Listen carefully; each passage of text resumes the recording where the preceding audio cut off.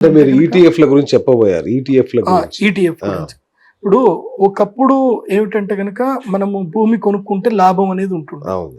ఇప్పుడు ఏమైపోయింది అనంటే భూమి కేవలం ప్రైమ్ లొకేషన్ లో కొనుక్కునే వాడికి మాత్రమే లాభం. అవును. ప్రైమ్ లొకేషన్స్ అవి రొటేషన్ అవుతాయి కాబట్టి అక్కడ వరకు. అవును. రిమైనింగ్ మీరు ఎక్కడ భూమి కొన్నా మీకు అది రేట్ రాదు, ప్లస్ కొనేవాడు దొరకదు. ఈజీ కాదు. అవును. మార్కెట్ లో లిక్విడిటీ ఫ్లోట్ వస్తుంది. 2026 మొత్తం ఎవరి దగ్గర లిక్విడిటీ క్యాష్ ఉంటుందో వాడే గొప్ప. అందుకే నేను అడ్వైజ్ చేసేది ఏంటంటే మీరు రీసెర్చ్ చేయండి, ఈటీఎఫ్ల గురించి రీసెర్చ్ చేయండి. రైట్. ఇప్పుడు నేను మీకు చూపిస్తాను. నేను ఈటీఎఫ్ లో ఇన్వెస్ట్ చేశాను, జస్ట్ 5 lakhs ఇన్వెస్ట్ చేశాను. ఇప్పుడు మొన్న 19 డిసెంబర్ 5 లక్షలు ఇన్వెస్ట్ చేశాను. ఇవాళ మనకెంత 26వ తారీఖు. ఇవాళ ఎన్ని రోజులైంది? 7 రోజులైంది. 5 లక్షలకి నాకు 47,000 లాభం వచ్చింది. 1 వీక్ లో నేను ఈటీఎఫ్ సిల్వర్ కొనేసుకున్నాను. నాకు తెలుసు కదా సిల్వర్ ఇప్పుడు పెరుగుతుందని నాకు తెలుసు. కరెక్ట్ టైంకి కొనేసాను సిల్వర్. ఇప్పుడు ఫ్యూచర్ లో కాపర్ ఉంది. కాపర్ షేరు కొంచెం తగ్గుతుంది, ఇంకో 10 రోజుల్లో తగ్గుతుంది. జనవరి 14 వరకు కాపర్ షేరు నిలకడగుంటుంది. జనవరి 14 కాగానే కాపర్ షేరు రమ్మని పైకి వెళ్తుంది.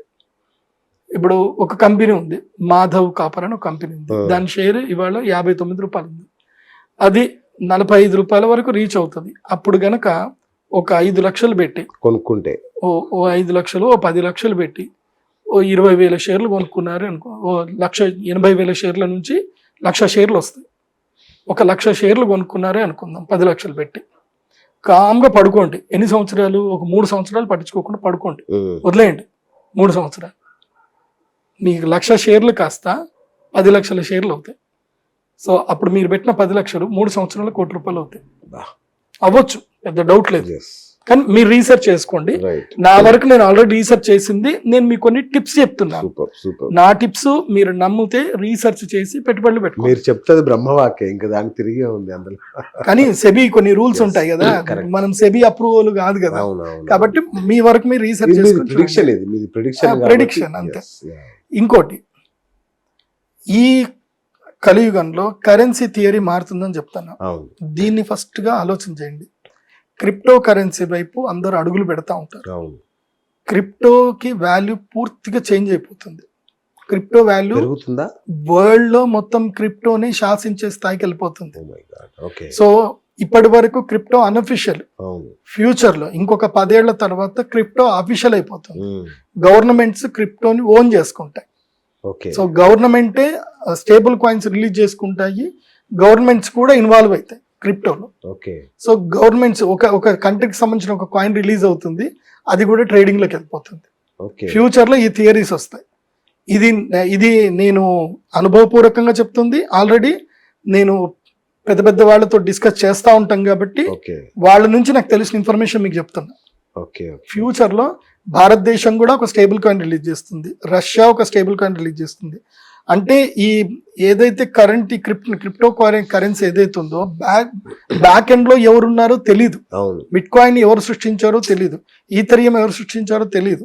కానీ ఇప్పుడు రాబోయే భవిష్యత్ కాలంలో వచ్చేటువంటి పార్టిసిపేట్ చేసే కాయిన్స్ ఏవైతే ఉంటుందో ఆయా గవర్నమెంట్స్ ఆయా కంట్రీస్ ని రిప్రజెంట్ చేస్తూ కాయిన్స్ ఎంటర్ అవుతాయి.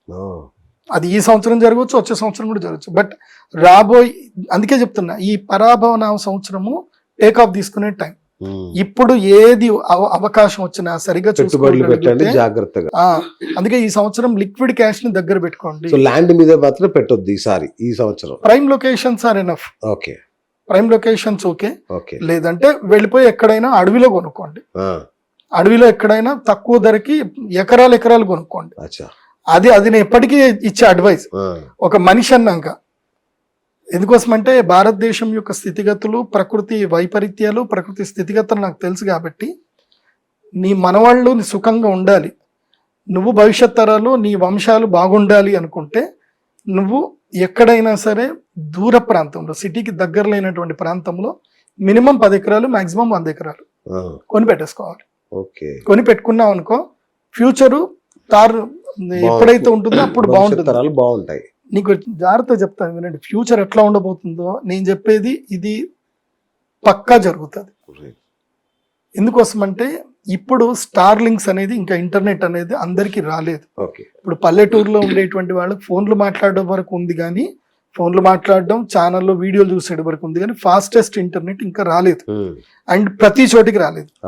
ఒక్కసారి గనక స్టార్ లింక్స్ అని ఇంటర్నెట్, ఇది అమెరికా నుంచి వచ్చే ఏ ఇంటర్నెట్ కనెక్షన్ ఏదైతే ఉందో, ఇది వరల్డ్ వైడ్ గనక ఇంటర్నెట్ కనెక్షన్, శాటిలైట్ కనెక్షన్స్ ఎప్పుడైతే వచ్చి వరల్డ్ లో ఏ మూలకు వెళ్ళినా నీకు ఇంటర్నెట్ ఫాస్ట్ గా వస్తుందని ఎప్పుడైతే జరిగిందో, అప్పుడు సిటీ రియల్ ఎస్టేట్స్ అన్ని కొలాప్స్ అయిపోతాయి.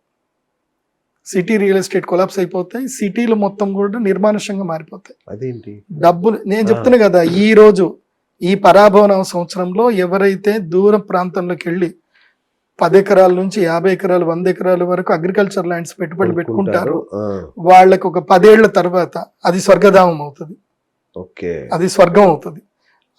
అది కూడా ఏం జరుగుతుందో చెప్తానండి. ఇంకొన్ని రోజుల తర్వాత, 10 ఏళ్ల తర్వాత ప్రతి చోటకి ఇంటర్నెట్ వస్తూ ఉంటే ఏమైపోతుందంటే, జనాలందరూ కలిసి కాలనీస్ క్రియేట్ చేసుకుంటారు. సపరేట్ సిటీస్ తయారవుతాయి. అంటే ఒక 1000 ఎకరాలు 1000 ఎకరాలకు సంబంధించి ఒక సపరేట్ గా వాళ్ళే ఒక కార్పొరేషన్ చేసుకుంటారు. వాళ్ళ పరిధిలో వాళ్ళు ఉంటారు. ఓకే. సో వీళ్ళు ఒక కరెన్సీ క్రియేట్ చేసుకుంటారు. ఈ కరెన్సీ నుంచి, అంటే అక్కడ ఆ 1000 ఎకరాల్లో వాళ్ళే అక్కడనే పంటలు పండించుకుంటారు. అక్కడనే హెలిప్యాడ్స్ ఉంటాయి. ట్రాన్స్పోర్టేషన్ వాళ్ళ చెకింగ్ అయిన తర్వాత వాళ్ళ సిటీ లోపలికి రావాలి, బయటకు వెళ్ళడానికి లేదు. సపరేట్ యూనియన్లు తయారవుతాయి. సపరేట్ ఇవి తయారవుతాయి. ఎందుకోసమంటే రోగాలు పెరిగిపోతాయి, క్రైమ్ దారుణంగా పెరిగిపోతుంది. సో ఆ క్రైమ్ ని తట్టుకోవడానికి ఇండివిజువల్ కాలనీస్ తయారవుతాయి. కాలనీస్ అంటే ఇంకా ఇండివిజువల్ సిటీస్ అన్నమాట. ఇది మాకు సంబంధించి మా కమ్యూనిటీ, మా గేటెడ్ కమ్యూనిటీ. ఇక్కడ మేమే ఎంపీలము, మేమే ఎమ్మెల్యే, మా మీద మీరు ఎవరు శాసించడానికి లేదు, మేము భారతదేశం కింద కూడా రాము అని వాళ్ళు ఇండిపెండెంట్ కంట్రీ కింద కూడా అనౌన్స్ చేసుకునే పరిస్థితులు భవిష్యత్తులో వస్తాయి. సో ఇది ఒక 10 ఏళ్ల తర్వాత ఇది రాబోయే పరిస్థితి, 10-15 ఏళ్ల తర్వాత. ఎందుకోసం అంటే 2045 తర్వాత మొత్తం స్థితిగతులన్నీ మారిపోతాయి. ఆర్థిక స్థితిగతులు మారిపోతాయి, ప్రజా జీవన విధానం మారిపోతుంది, ఇంటర్నెట్ అప్పుడు పూర్తిగా శాసించేది అవుతుంది. అప్పుడు సపరేట్ ఇండివిజువల్ కమ్యూనిటీస్ ఏర్పడతాయి. వాళ్ళే పంటలు పండించుకోవడం. ఎందుకోసం అంటే ఇప్పుడు మనం తింటున్న ఆహారంలో కల్తీ ఎంతవరకు లేదని చెప్తాం? 90% కల్తీ. కాబట్టి ఈ పరిస్థితి నుంచి ఎవరైతే ఇంటెలిజెంట్ పీపుల్ ఉంటారో, అంటే ఈ సంవత్సరం టేకాఫ్ తీసుకునే వాళ్ళు ఎవరైతే ఉంటారో, వాళ్ళందరూ ఏం చేసుకుంటారంటే సపరేట్ గేటెడ్ కమ్యూనిటీస్ తయారు చేసుకుంటారు. వాళ్ళ దగ్గరనే పంటలు పండించుకోవడము, వాళ్ళే తినడము, వాళ్ళే దాన్ని రీసైకిల్ చేసుకోవడము, సోలార్ పవర్ జనరేట్ చేసుకోవడం. అంటే బయట ప్రపంచానికి సంబంధం లేకుండా ఇప్పుడే ఒక సిస్టమ్ రెడీ అయిపోతుంది. అది ఇంకో 15 ఏళ్ల తర్వాత వస్తుంది. దానికి శ్రీకారం ఇక్కడ నుంచి స్టార్ట్ అవుతుంది. సో ఆ 15 ఏళ్ల తర్వాత ఎవరి దగ్గర అయితే కాయిన్స్ ఎక్కువగా ఉంటాయి, ఏవి క్రిప్టో కరెన్సీస్ ఎక్కువగా ఉంటాయి, ఎవరి దగ్గర అయితే షేర్ హోల్డింగ్ కి ఎక్కువ కెపాసిటీ ఉంటుందో, they are only the creators అవుతారు. కాబట్టి నేను చెప్పేది మేధావుల వరకు మాత్రం చాలా చక్కగా రీచ్ అవుతుంది, ఆలోచన విధానం వాళ్ళకి రీచ్ అవుతుంది. ఎందుకోసం అంటే కరోనా ఇప్పుడు వచ్చింది కదా, కరోనా లాంటి కన్నా దానికన్నా తాత వస్తుంది భవిష్యత్తులో. మనిషి దగ్గర మాట్లాడుకోవాలంటే భయపడేస్తుంది. ఈ సంవత్సరం ఏదో వాటర్ ద్వారా ఏదో జరగబోతుంది, అదే చెప్పబోతున్నా. ఈ సంవత్సరము నీటి ద్వారా, ఆహారం ద్వారా మూకుమ్మడి మరణాలు ఏర్పడే అవకాశం ఉంటుంది. నీటిని చాలా జాగ్రత్తగా సేవ్ చెయ్యండి, నీటిని కాపాడుకోండి, మీరు తాగే నీరు పట్ల అప్రమత్తత కలిగి ఉండండి. అందుకే ఈ సంవత్సరం అయినా సరే జాగ్రత్త పడండి. మీ ఇంట్లో వర్షం నీళ్లు సేవ్ చేసుకోండి. మీ ఇంట్లో నీళ్లు అది మీ కంటి పరిధిలో ఉంటుంది, భగవంతుడు ఇచ్చిన నీళ్లు కాబట్టి దాంట్లో కల్తీ ఉండదు. బయట నుంచి వచ్చే నీళ్లలో కల్తీ అవకాశం ఉంటుంది. నేను ప్రభుత్వాలకు ఇప్పుడే చెప్తున్నాను, ముఖ్యంగా హోమ్ మినిస్ట్రీ కూడా చెప్తున్నాను. I recommend to the Home Ministry, kindly give full of security surveillance on the water bodies.